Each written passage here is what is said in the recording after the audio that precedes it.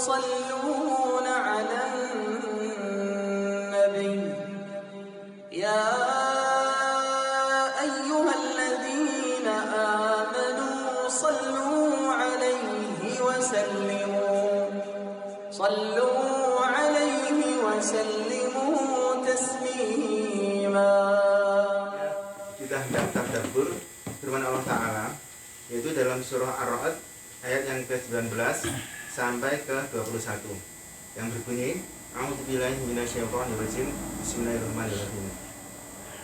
Afaman ya'lamu annama unzila ilaika min rabbikal haqqu kaman huwa a'ma innama yatadzakkaru ulul albab alladzina yufuna bi'ahdillahi wa la yanquduna al-mitsaq walladzina yasiluna ma amara Allahu bihi an yusal wa yakhshawna rabbahum wa yakhafuna su'al hisab. Yang artinya, apakah orang yang mengetahui bahwasanya apa yang diturunkan kepadamu dari Tuhanmu itu adalah kebenaran, itu sama dengan orang yang buta? Sesungguhnya hanya orang-orang yang berakal yang dapat mengambil pelajaran, yaitu orang-orang yang menunaikan janji Allah dan tidak merusak perjanjian, dan orang-orang yang menyambung apa-apa yang Allah perintahkan untuk disambung, dan mereka takut pada Tuhan mereka dan takut terhadap hisab yang buruk. Ikhwati fillah, secara singkat 3 bab kita petik dari tadabbur kali ini. Yang pertama adalah di antara ciri-ciri ulul albab. Ulul albab yaitu orang yang berakal, yang di Al-Quran dikatakan atau disamakan dengan orang yang melihat. Sedangkan sebaliknya, orang yang tidak berakal itu dikatakan orang yang tidak melihat atau buta. Jadi antara ciri-cirinya banyak, tetapi saat ini kita sampaikan 2 saja, seperti di ayat yang kita bacakan. Yang pertama yaitu ciri-ciri ulul albab, memenuhi janji Allah, yaitu mentauhidkan Allah dan tidak merusak perjanjian atau akad atau sumpah atau nadar yang telah ia ikrarkan. Ini ciri yang pertama. Kemudian ciri yang kedua yaitu menyambung apa-apa yang Allah perintahkan untuk disambung. Di dalam tafsir Syekh Abdul Rahman Al-Asy'adi disebutkan menyambung ini adalah umum, yaitu termasuk pula di dalamnya adalah beriman kepada Allah dan Rasulnya, mencintai Allah dan Rasulnya, mentaati Allah dan Rasulnya. Juga termasuk pula birrul walidain dengan ucapan dan perbuatan, serta tidak mendurhakai keduanya. Kemudian termasuk pula menunaikan hak-hak keluarga, yaitu istri dan anak-anak, juga saudara-saudara, teman-teman, dan budak-budak, atau kalau yang kita saat ini nggak ada budak, maka karyawan-karyawan yang kita miliki. Terkait hak-hak tentang agama atau hak dalam urusan dunia. Ini faedah yang pertama. Selanjutnya faedah yang kedua, sebab-sebab kerusakan hubungan silaturahim. Ini ada 4 hal kita sampaikan. Yang pertama adalah tidak percaya, tidak takut kepada Allah dan terhadap hisab yang buruk. Ini mafhum mukhalafah dari sifat ulul albab.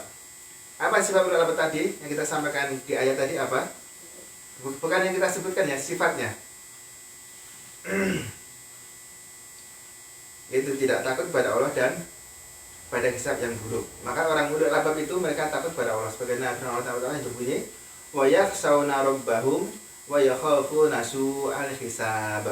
Ulul albab mereka adalah yang takut pada Tuhan mereka dan takut terhadap hisab yang buruk. Ini sebab pertama. Kemudian sebab yang kedua yaitu berlebih-lebihan dalam mencintai dunia. Ini kebanyakan dalam urusan pembagian harta, warisan dan sebagainya. Maka ketika ada ketidakadilan, ini menyebabkan keretakan silaturahim. Maka jangan sampai ini bisa merusakkan silaturahim. Kemudian sebab yang ketiga yaitu adanya kesombongan yang menutup pintu memberi maaf dan meminta maaf. Padahal permaafan, yaitu meminta maaf dan memberi maaf itu adalah sesuatu yang mulia. Sebagaimana sabda Nabi Muhammad SAW berbunyi, wa ma zadallahu 'abdan bi afwin illa izzan. Dan tidaklah Allah itu menambah kepada seorang hamba dengan permaafannya kecuali kemuliaan. Kemudian sebab yang bisa merusak silaturahim yang keempat adalah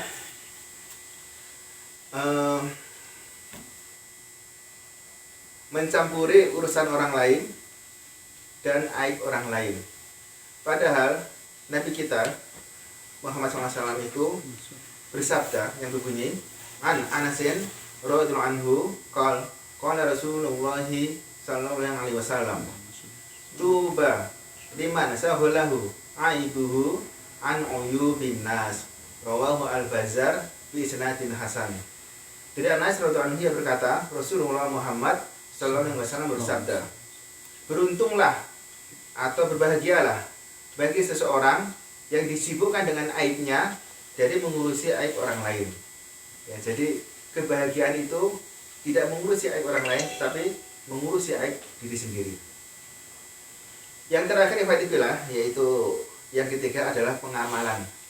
Hanya satu kita petik dari pengamalan tadabbur kita kali ini, yaitu jadilah pemberani dan bersegera untuk berdamai dengan saudara-saudara kita.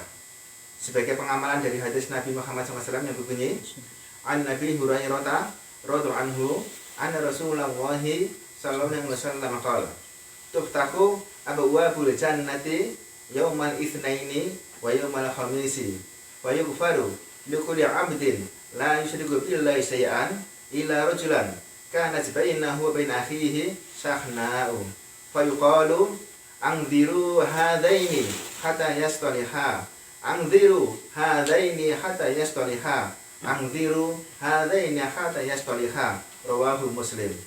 Dari Abu Hurairah yang berkata, sesungguhnya Rasulullah Muhammad SAW bersabda, dibuka pintu-pintu surga setiap hari Senin dan hari Kamis, maka diampuni semua orang yang beriman kecuali seseorang yang antara dirinya dan saudaranya ada permusuhan.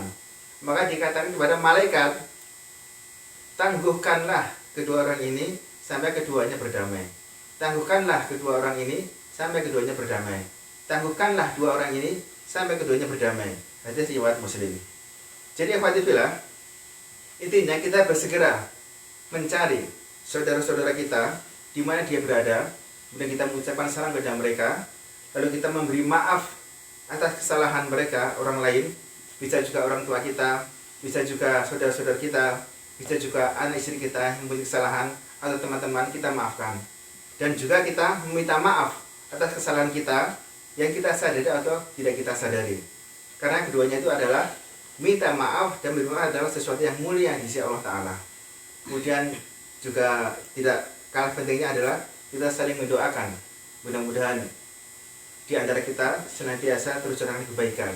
Dan mudah-mudahan nantinya Allah mengumpulkan kita semuanya nanti dimasukkan dalam surga Allah Ta'ala yang penuh dengan rahmat dan karunia yang tidak putusnya. Amin. Rabbana ighfir lana wa li ikhwanina alladziina sabaquna bil iman wa la taj'al fi qulubina ghillan lil ladzina amanu. Rabbana innaka ra'ufur rahim.